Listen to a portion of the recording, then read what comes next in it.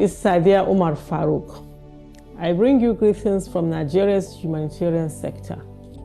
Stakeholders in governments, multilateral and bilateral agencies, the organized private sector, and non-governmental organizations from around the world are converged on Sharm el-Sheikh to discuss climate change and its devastating effects on the world we live in today.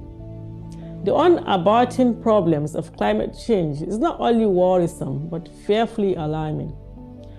Why am I deeply worried and alarmed?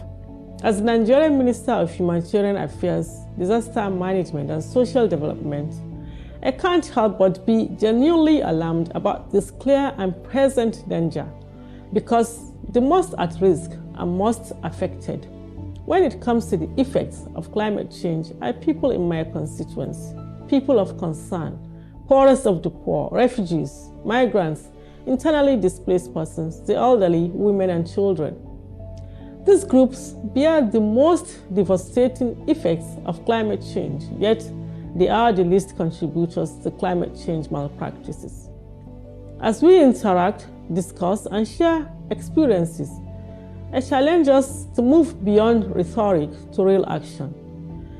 In 2021, my country, Nigeria, has seen how climate change-induced hydrometeorological and drought-induced hazards, coupled with insurgency, ethnic and religious crises, have devastated and caused unprecedented humanitarian crises across the country, leaving behind huge humanitarian disasters, translated in loss of lives and property, forced migration, and precarious health emergencies and deadly food crises.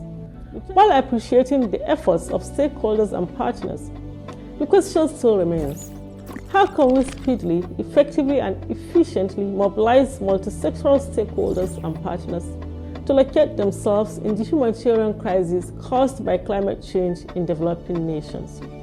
How committed are we to the Glasgow Climate Pact that called for a doubling of financial commitments to help developing nations become more resilient and adapt to the impacts of climate change? How committed are we to supporting developing nations to effectively and efficiently implement humanitarian principles as it relates to climate change mitigation, resilience, and adaptation strategies in a timely manner? This, I think, should be some of the areas of real and sincere focus for COP27. Let our meeting in Sharm el-Sheikh go beyond words to real action. The time to really act is now. Thank you.